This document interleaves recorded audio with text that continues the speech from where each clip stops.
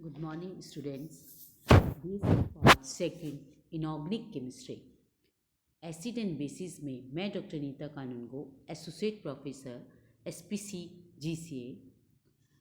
आज अपन जो टॉपिक लेंगे एसिड बेस में वो है general theory of solvent system, विलायक तंत्र का सामान्य सिद्धांत।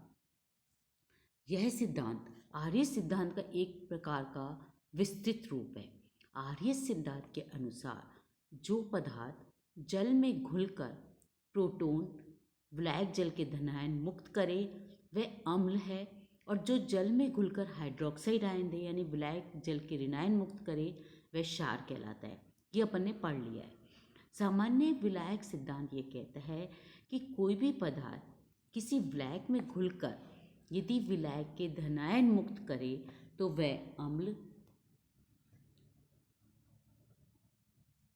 वह अम्ल कहलाते हैं, जबकि वे पदार्थ जो द्रव अमोनिया में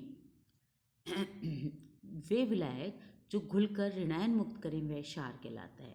विलायकों के धनायन व ऋणायन का आपस में संयुक्त होकर विलायक अणुओं का बनना उदासीनीकरण कहलाता है। जैसे H+OH N gives H2O ion, तो ये रिएक्शन न्यूट्रलाइजेशन रिएक्शन कहलाते हैं। इसी तरह से हम सॉल्वेंट अमोनियम की रिएक्शन देखते हैं कि अमोनियम आयन जो है NH4+ NH2+ आयन देता है, यानी जो द्रव अमोनिया में अमोनियम आयन मुक्त करते हैं वे अम्ल कहलाएंगे, और जो अमाइड आयन मुक्त करते हैं वह क्षार कहलाएंगे।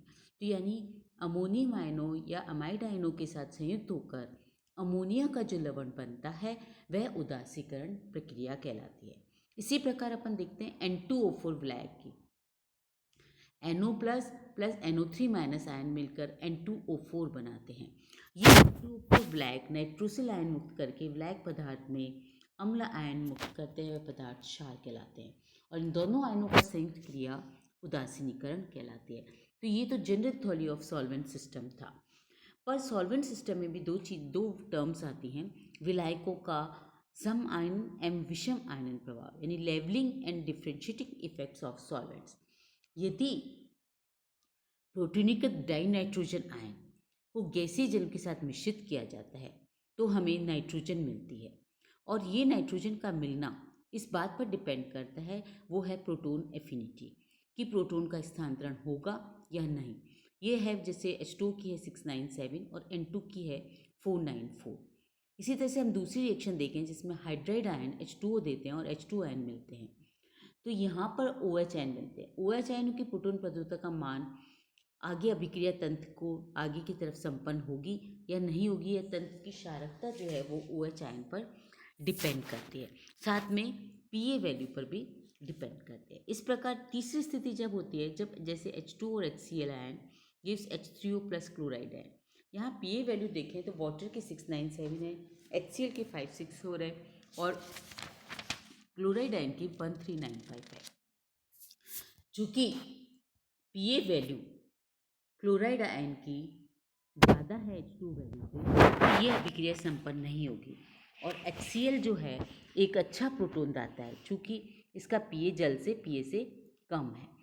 इस तरह से HCl H2 तंत्र की अम्लता को निर्धारित करता है। इसका दूसरा एग्जाम्पल अपन देखें जिसमें H2NH3 NH4+ OH आयन। यहाँ पर OH की PL वैल्यू है 1635, 697 H2 के और NH3 की 854। अपन ने पिछले में देखा था कि HCl की PA वैल्यू H2O से कम होती है, तो वहाँ पर HCl एक अच्छा प्रोटॉन दाता है, पर यहाँ पे अमोनिया की PA वैल्यू ज़्यादा है वाटर मॉलिक्यूल से, तो ये नियंत्रित नहीं करेगा। यहाँ पर OH आयन जो वैल्यू है वो नियंत्रित करेगी एसिड बेस को। तो यानी इन सबसे हमें ये निष्कर्ष निकला कि यदि प्रोटॉन बंधुता का मान जल की प्रोटॉन बंधुता के मान 697 एवं OH आयन की प्रोटॉन बंधुता के मान 1635 के मध्य स्थित है, उससे हमें डिसाइड करेंगे कि वो एसिड जल प्रोटॉन ग्रहण करेगा या नहीं करेगा। यदि XA के PA का मान 1635 से उच्च है तो जल प्रोटॉन ग्रहण करेगी, और यदि X नेगेटिव के PA का मान 697 से कम है तो वह प्रोटॉन का स्थानांतरण करेगी।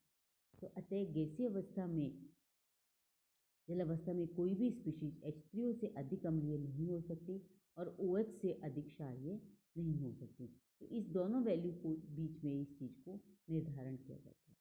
पर यदि ये जब बात करें हैं, जब हम ये जल की गैसीय अवस्था में, पर यदि गैसीय अवस्था से हम इसको द्रवीय अवस्था में लाएं, तो वहाँ पर क्या होता है कि द्रव के जल के अणुओं के साथ प्रोटॉन का जलयोजन हो जाता है। यानी यहाँ पर इस उसमें हाइड्रेशन एनर्जी भी रिलीज होती है, और हाइड्रेशन एनर्जी जो है वो पीए वैल्यू को बहुत इफेक्ट कर देती है। इस तरह से उसे हम ये कहेंगे effective proton affinity of liquid water, जो कि उसकी उच्चतम सीमा जो है 1130 किलो जूल होती है। तो अब यदि OH आयन द्रव जल से जलयोजित हो जाते हैं, तो उसका प्रोटोनीकरण या आवेश का उदासीनीकरण हो जाता है, और उन हाइड्रोजन बंधों को तोड़ना जो OH आयन से घिरे हुए हैं, हमें जल के अणुओं के झुंडों के मध्य स्थापित हो जाते हैं, और इससे हमें इस प्रक्रम में कुछ और ऊर्जा खर्च हो जाती है। अतः प्रोटोनीकरण की मुक्त ऊर्जा या प्रोटॉन बंधुता का मान कम हो जाता है। तो ये वैल्यू जो अभी अपन देख रहे थे, वो वैल्यू जो है ये 1130 से 118 किलो जूल मोल के बीच में आ जाती है।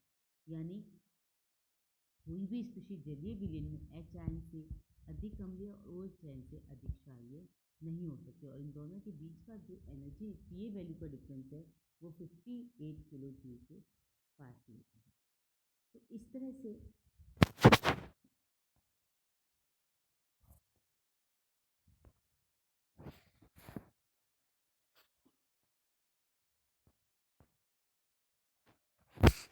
से हम देखते हैं कि यदि जल में HCl HNO3 जैसे समस्त प्रबल अम्ल पूर्णतः वियोजित अवस्था में होते हैं, तो जल में सभी अम्लों का आयनन समान होता है। अतः सभी की प्रबलता समान होती है। इस प्रभाव को हम सम आयनन प्रभाव या लेबलिंग इफेक्ट कहते हैं, या लेबलिंग सॉल्वेंट भी कहा जाता है। यानी यहाँ पर अम्लों क्षारों की प्रबलता में डिफरेंस नहीं होता, सब समान हो जाते हैं, इसलिए हम इसको सम आयनन प्रभाव कहते हैं।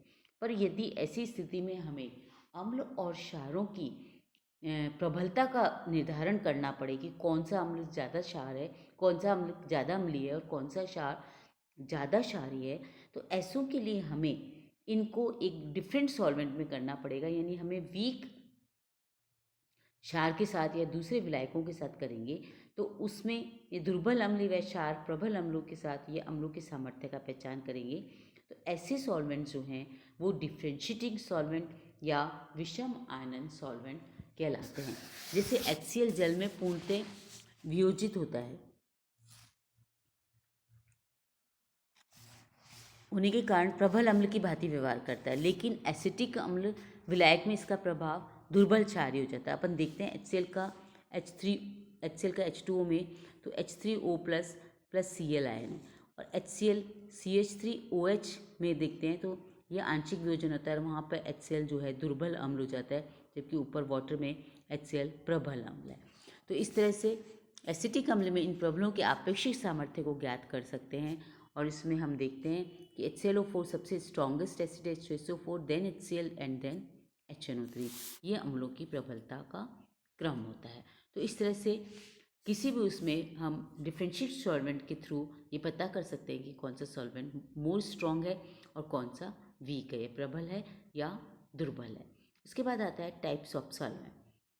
प्रोटॉन देने अथवा प्रोटॉन ग्रहण करने की प्रवृत्ति के आधार पर 4 प्रकार के सॉल्वेंट्स होते हैं। पहला प्रोटॉन दाता यानी protogenic acidic solvent. Acidic solvent में हम देखते हैं HNO3 गिव्स प्रोटोनोजेनिक या एसिडिक सॉल्वेंट। HF H2SO4 आदि इस वर्ग के विलायक हैं। ये प्रोटॉन देने में तत्पर रहते हैं, और अतः नाइट्रिक अम्ल जो जल का एक प्रबल अम्ल है, HF तथा H2O को प्रोटॉन कर क्षार की भांति व्यवहार करता है। उसके बाद आता है प्रोटॉन ग्राही सॉल्वेंट यानी क्षारीय विलायक। NH3 पिरिडीन आदि इस वर्ग के सॉल्वेंट हैं। इसमें प्रोटॉन ग्रहण करने की प्रवृत्ति अधिक होती है, अतः इन पदार्थों की अम्लीय सामर्थ्य बढ़ जाता है।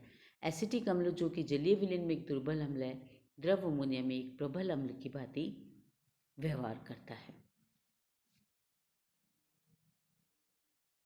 इसके बाद आते हैं एम्फोफोटिक सॉल्वेंट।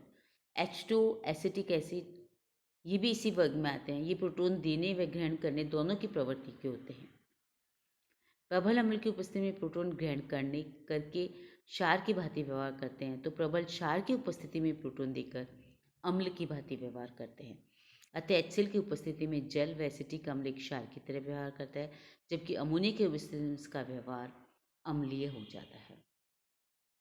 जैसा कि रिएक्शन में दिखा है, HCl अम्ल है और दूसरे में अमोनिया जो है वो क्षार 2, एसिटिक एसिड पहले में क्षार 1 है और एसिटिक एसिड उसमें दूसरे में अम्ल 1 हो जाता है। उसके बाद आते हैं एप्रोटिक सॉल्वेंट। द्रव SO2, N2O4 आदि इस वर्ग के विलायक हैं। ये विलायक न तो प्रोटॉन दे सकते हैं न ग्रहण कर सकते हैं, अतः ये अम्लों और क्षारों की प्रबलता को प्रभावित नहीं करते। इस तरह से सॉल्वेंट्स का हम देखें तो इसमें कई बार विलायकों के प्रकार में आता है। ये आगे आपके सॉल्वेंट्स में भी है, जिसमें hydrogenic solvent, protophilic solvent, amphiprotic solvent और एप्रोटिक सॉल्वेंट। इनके एग्जाम्पल्स भी अपन देख सकते हैं। प्रोटोजेनिक सॉल्वेंट में है HFH2SO4, प्रोटोफिलिक सॉल्वेंट में है द्रव अमोनिया पेरिडीन, एम्फोफोटिक सॉल्वेंट में है H2 एसिटिक एसिड और एप्रोटिक सॉल्वेंट्स में है द्रव SO2 और N2O4। नेक्स्ट टॉपिक में हम इसका लुईस कंसेप्ट लेंगे, जो भी अपने आप में एक इम्पॉर्टेंट टॉपिक है और वो इसका लास्ट टॉपिक होगा, लुईस कंसेप्ट एसिड बेस में। और इस तरह से एसिड बेस में जो मैंने टाइप्स ऑफ सॉल्वेंट हैं, इसमें कई बार 1 मार्क में ये क्वेश्चन भी आ जाता है कि व्हाट इज़ प्रोटॉन दाता सॉल्वेंट क्या है, प्रोटॉन ग्राही सॉल्वेंट क्या है, एब्योटिक सॉल्वेंट क्या है, एप्योटिक सॉल्वेंट क्या है, और इनके एग्जाम्पल्स, दो एग्जाम्पल तो इनके जरूर याद रखना है। और इनकी जो रिएक्शन है, जो दोनों तरह से बिहेव करते हैं, उसको भी हमें बहुत अच्छे से देखना है।